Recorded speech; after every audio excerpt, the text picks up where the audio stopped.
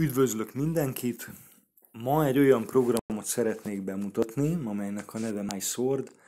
Itt található ez a program, és ezt a Play áruházból lehet letölteni.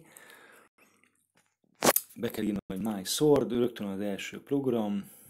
Ezt letöltjük, megnyitjuk, és itt van egy ilyen kis kerék ikon, vagy fogaskerék ikon, és akkor ezen belül a modulok letöltésére kell menni, ezen belül a kommentárra, English, és rögtön a második a listában a Bible Pic, ami Bible Pictures rövidítése.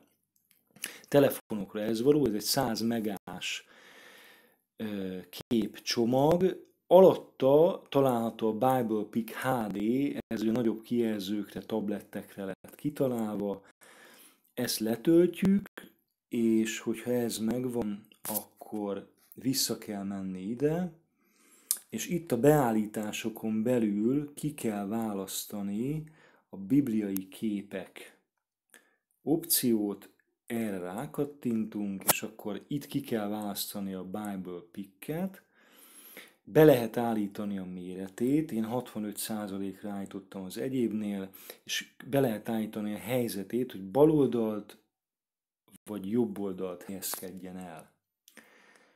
Itt mutatom is, hogy hogyan néz ki. Én szerintem nagyon jól használható, gyerekek szerintem nagyon fogják élvezni, szerintem színvonalasak a képek, úgyhogy